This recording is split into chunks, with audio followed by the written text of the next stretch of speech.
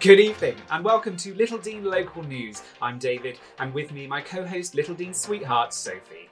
Our top story this evening, Birds Pottery announces its new competition for all painters to celebrate its relaunch. Yes, that's right, Dave.